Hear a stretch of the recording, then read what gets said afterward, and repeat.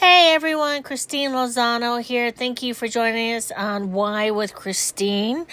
Before we start, I want to give a shameless plug on my viperroomphotos.com website, viperroomphotos.com. You see it right down here. Go ahead and click on that. I have a book for sale and also individual prints if you're so inclined. This is the Viper Room during the heyday in the 90s, 1995 to 2004. Rare, never before seen photos when I was the in-house photographer for the Viper Room, when Sunset Boulevard was the place to be. All right, thank you. Enjoy the show. You want to This come is back the to one I me? don't. People can't ask me, what's your perfect Sunday look like? That question stressed me the fuck out. Just like, what's your perfect Sunday? Raisinets, 3 of those. And, do you have coffee? Sure do. Great. It's been a long week. Yeah. Are you gonna live at work forever? I don't live at work, Katie girl. I live with you guys, remember? My dad worked a lot. I resented it at first, but look at me now. I always start with two things. And the first being how I know you, Nolan. And I know you because I cast you in a movie, and a nice little short film, and you were amazing. Thank you. And was that the first time that you'd done stunts, or you'd done stunts before, right? No, I've done stunts before. It has been a while.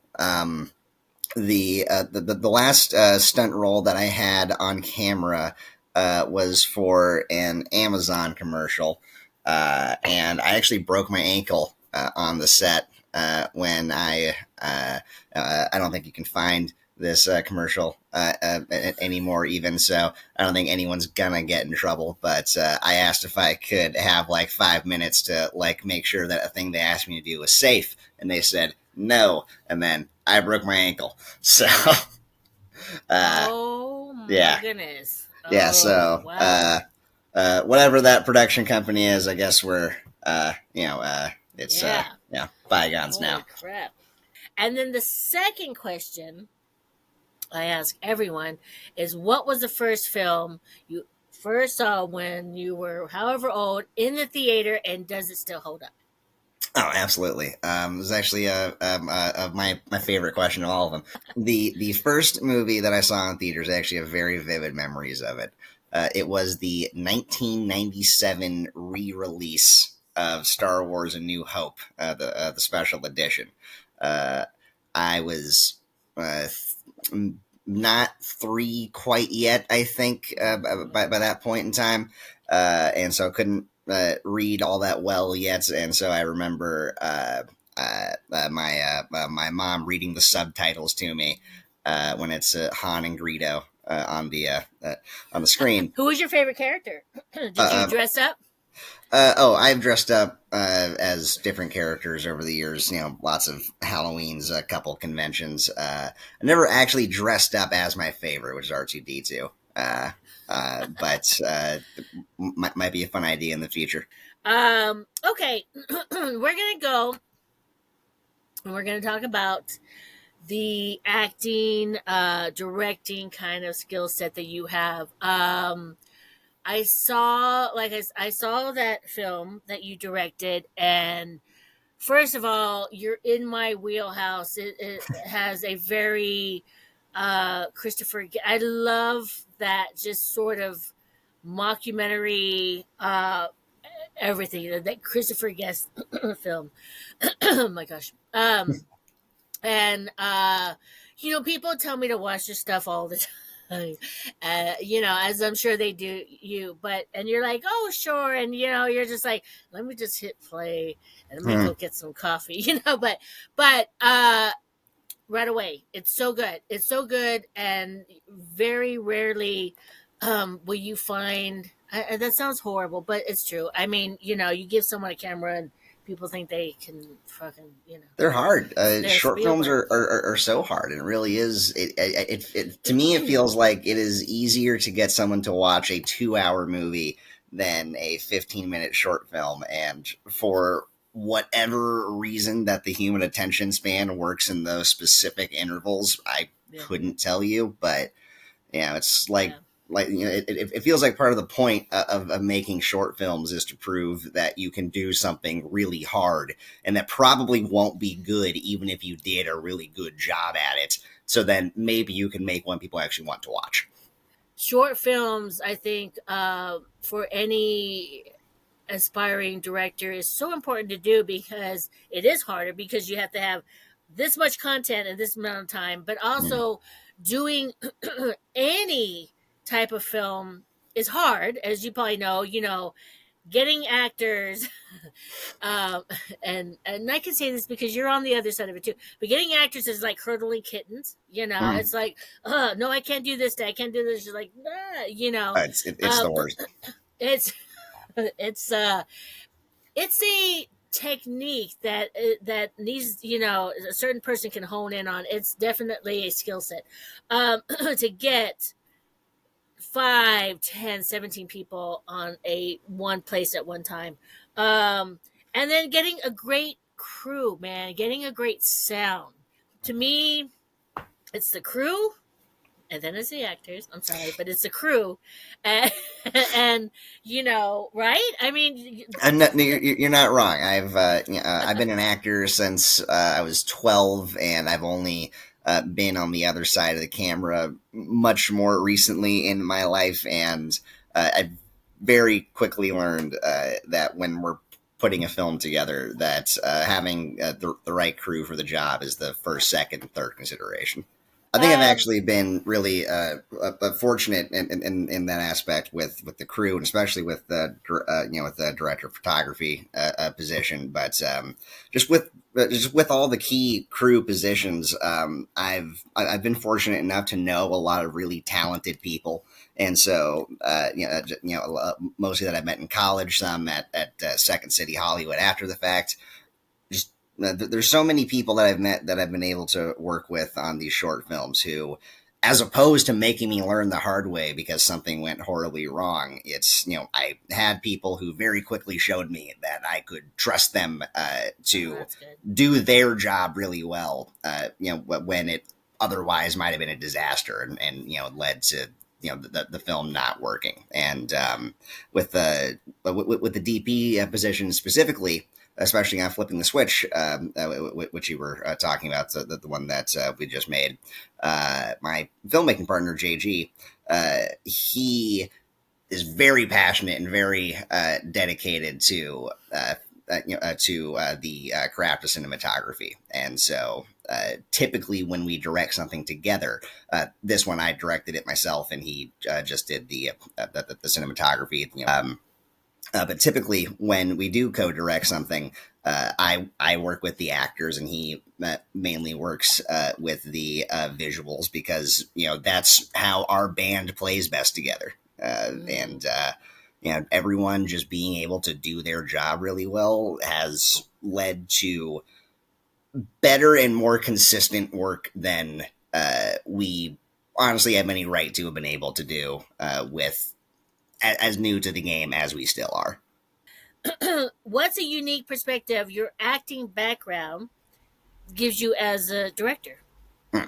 Uh, I think I think there's probably a few things. I think first and foremost is it's taught me a lot of understanding and patience. As I think that especially as a less experienced actor earlier in my life, I most definitely annoyed my fair share of directors, as is something you're going to do as an actor, figuring out how to do the job in your career.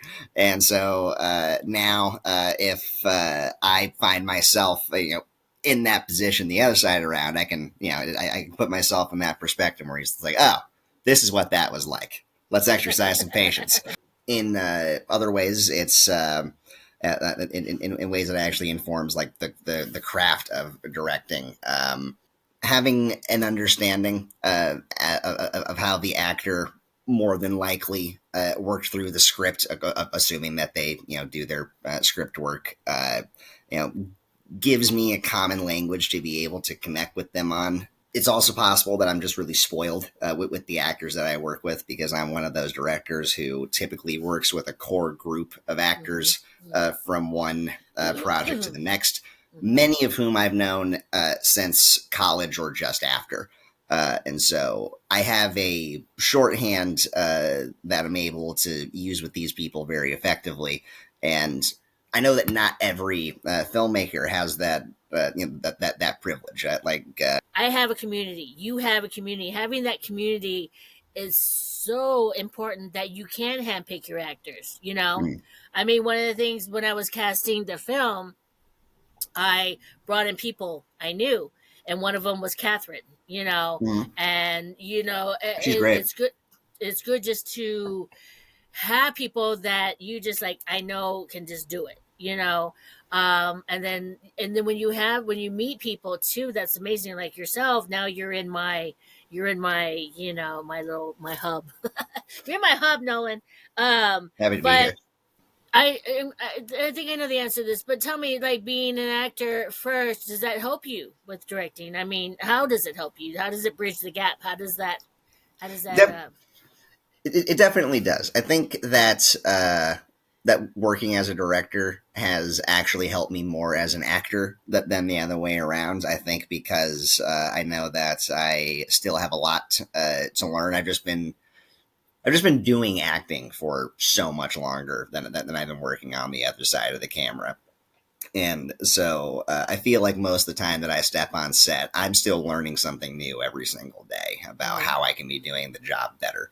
And, that's a way that I like to be with everything that I approach. But I think that it's actually helped me out more going the other way around because when working with auditions or trying to work with other directors, I now have a better understanding of what it is that they're ultimately going to want and trying to focus my process more into, well, what is this going to look like, you know, through the camera on the screen, the way that they're going to want it when it's a finished product. And so being able to self direct and get my performance closer to what the director is going to want on the day, I think has been the most benefit. Interesting. Do you have someone that you look up to as far as when you're directing? I mean, acting I think is gonna be different to say like who's an acting style that you like,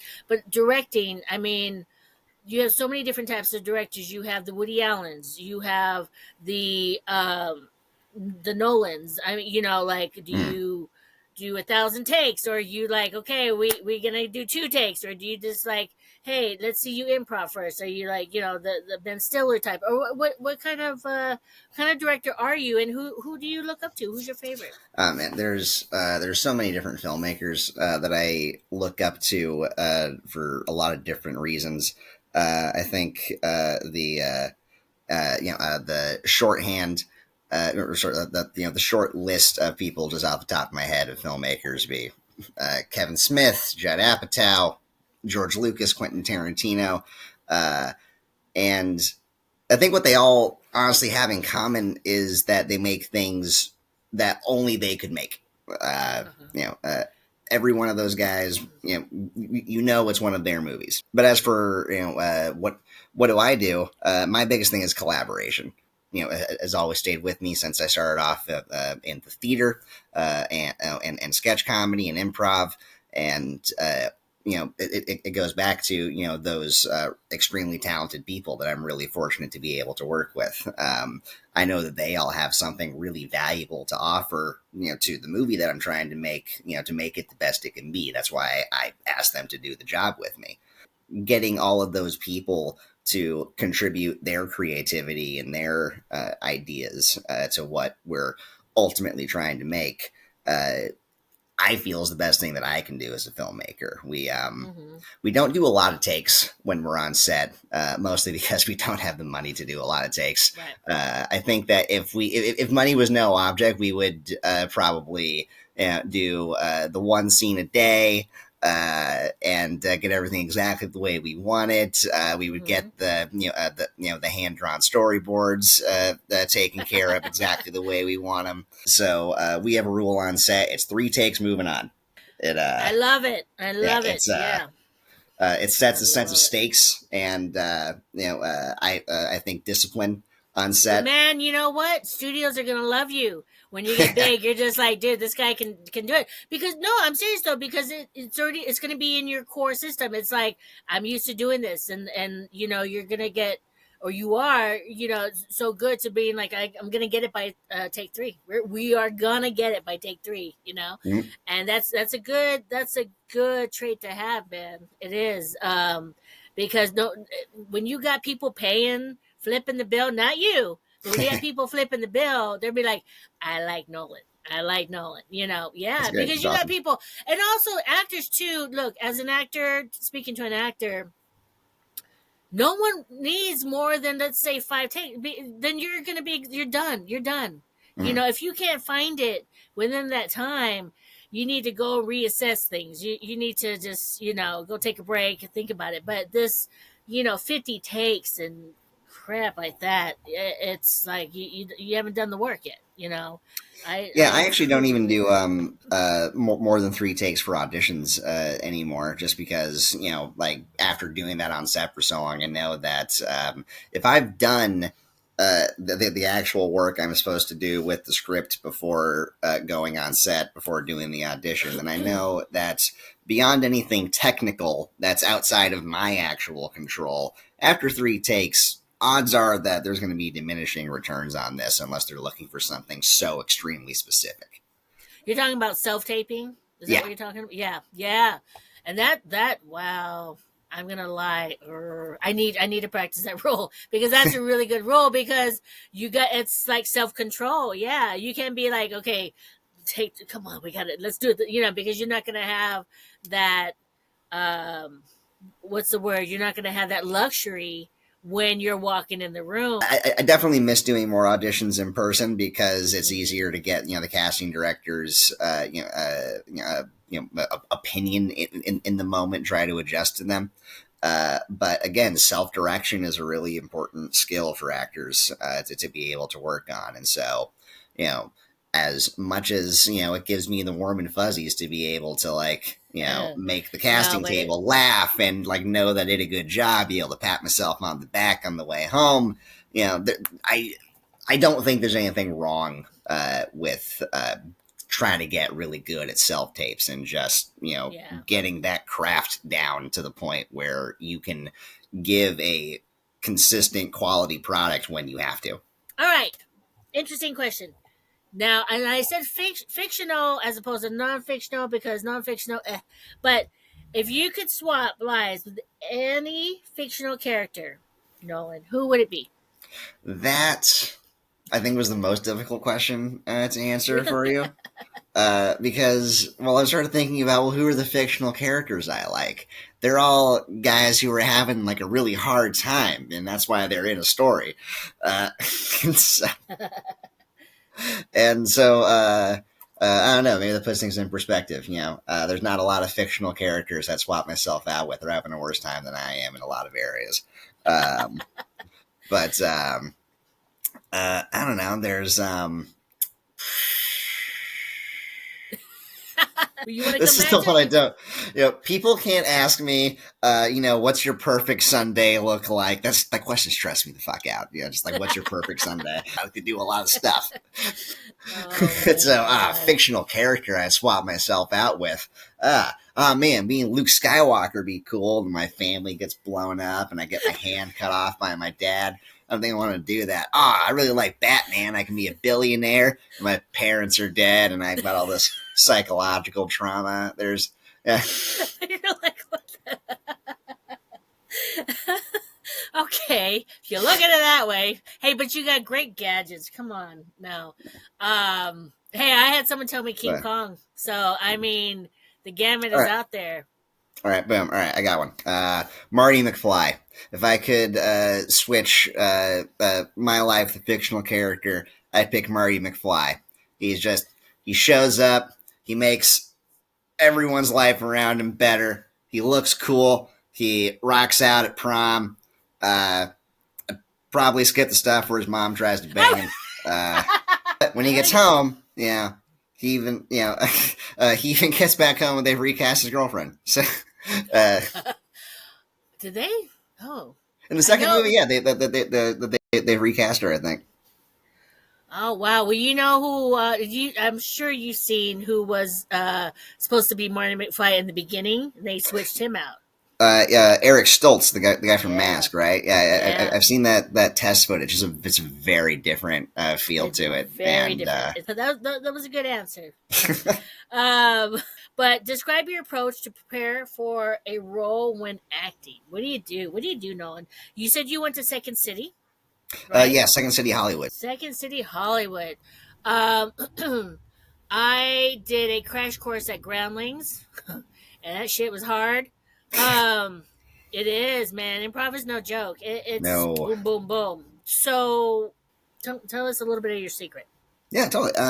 So I have been doing this since I was a wee boy of 12, and yeah, I have had so many different teachers, and so like there's so many different ways that I've done this. Eventually, what I figured out is that everything just starts at the script. Yeah, uh, before any movie ever was any good or bad, it was a screenwriter's idea that they put down. Creatively or artistically, I've been a writer longer than I've been any other thing that I do. And so that is like actually the easiest thing for me to connect to creatively is just the written word telling me what I need to know about a story.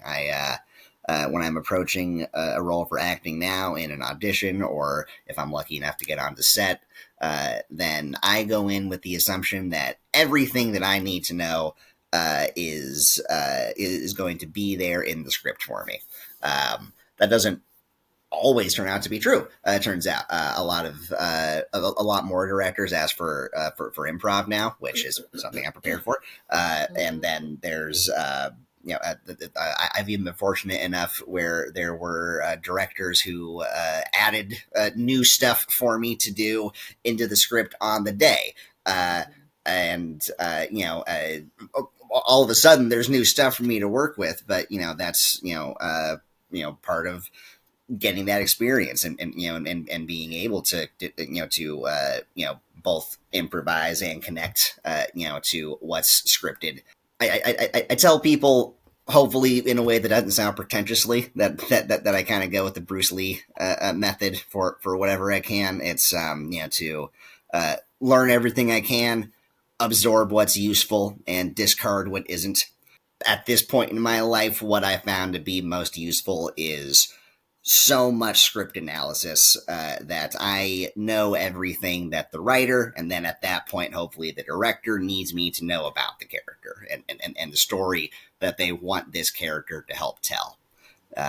That's another thing that I've learned, as I've matured in my acting career, is that, I used to try to do my character work with the assumption that, I'm going to analyze the script as if it's about my character. It's this whole story is about this character who's there for 5 pages, and then it doesn't matter what happens after that. And that might have made interesting characters, but I don't think that always served the story that they wanted me to tell. And I think that I probably didn't get as many roles as I could have, going that route, as opposed to like, well, what I do now, where I ask myself, what purpose is this character serving in this story, in this scene, against these other people that they're with?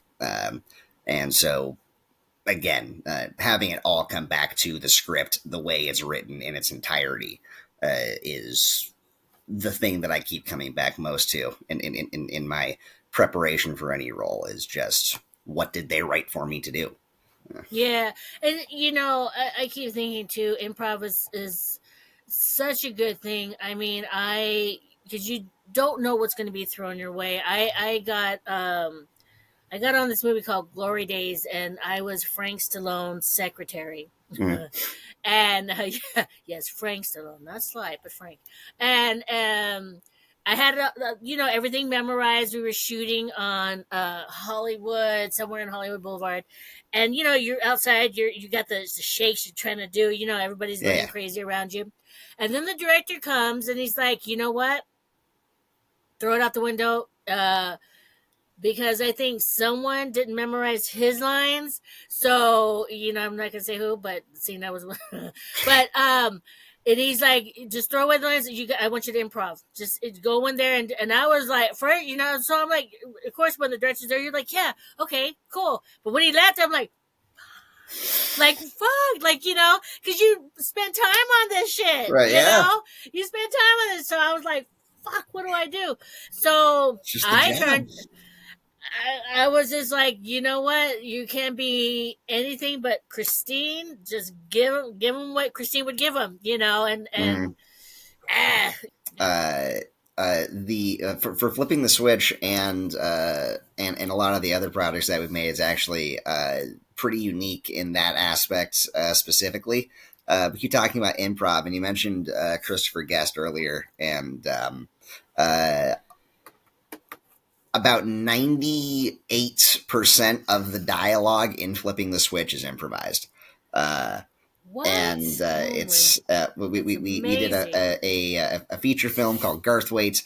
That was another mockumentary in more of a Ken Burns style that we shot during quarantine, and that is also almost entirely improvised. And then we have another short film before that that would do the same thing because from college and from Second City, JG and I know a lot of really talented improvisers, and these are the people that like I have that that creative shorthand with, and we just in our earlier stuff that was much more scripted.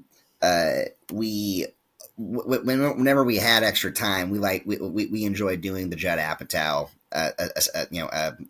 style thing where they would let them do a few takes where the actors would just like do a new spin on the line. This is something they thought was fun. Often enough, the actors would come up with a line that did what we wanted better than what I had written beforehand.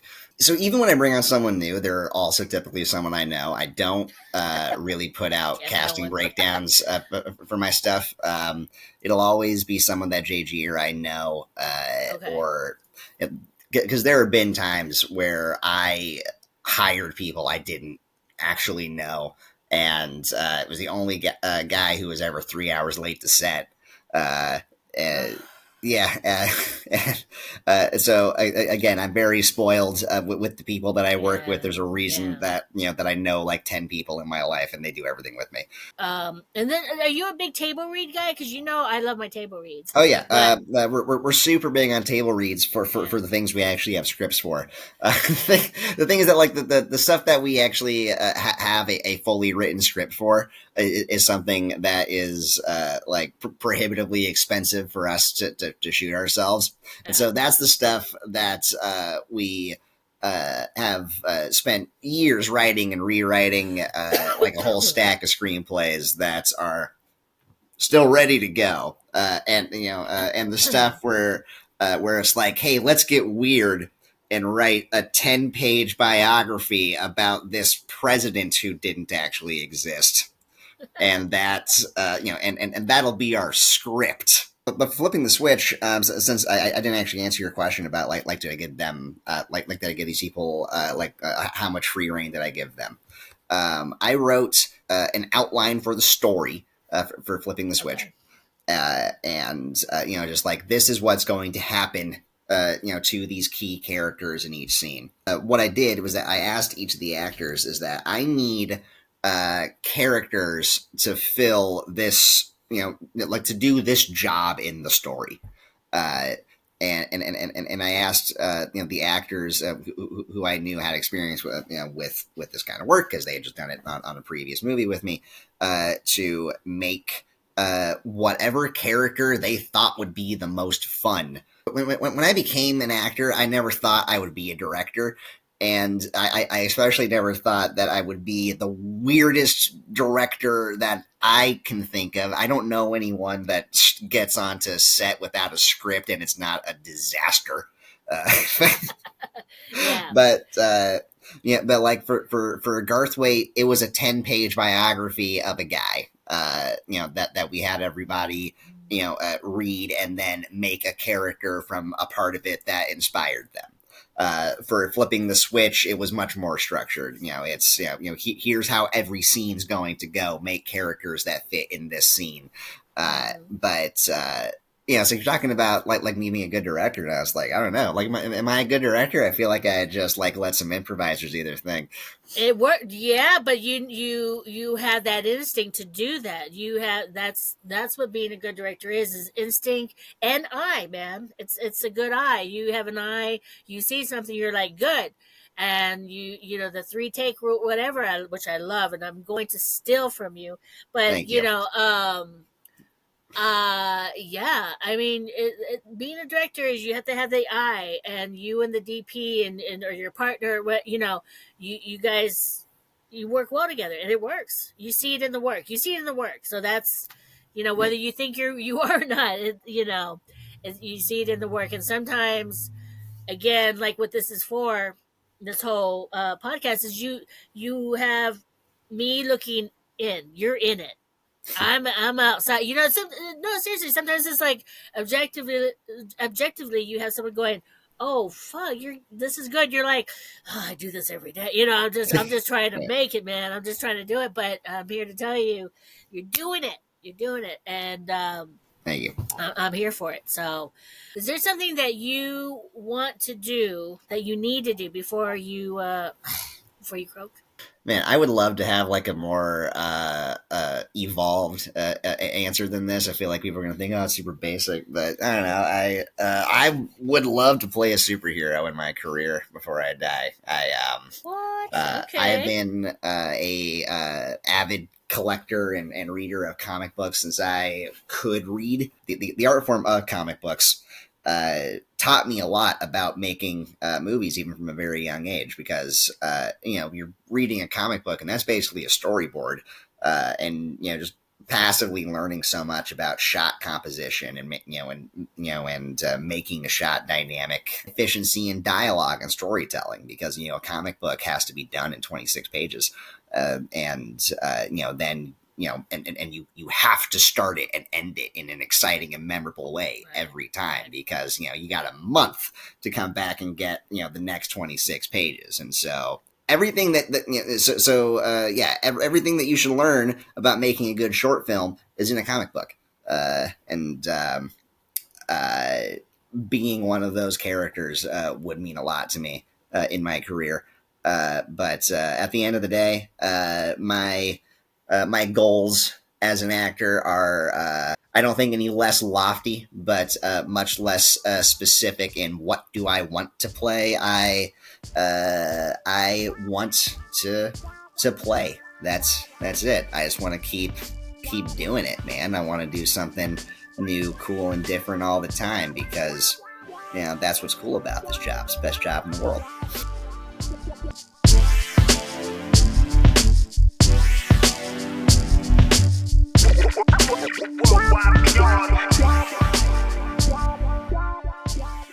Wow, mister, they don't teach that in the 5th grade. Yeah, dude, I'm not in 5th grade. I'm in high school. I've had, full sex. And I don't call people mister, because I'm not an idiot from some black and white movie. So me, Robbie, and AJ were skateboarding near the public stairs, and then there's this old lady-looking dork ass standing there doing slow karate. And we're like, move. And he's like, this is Tai Chi. And we're like, no one gives a shit. So he's eating his lunch in this Tupperware. He said it was his special meal. And so he took it and just chucked it at this statue. So that's how that went down.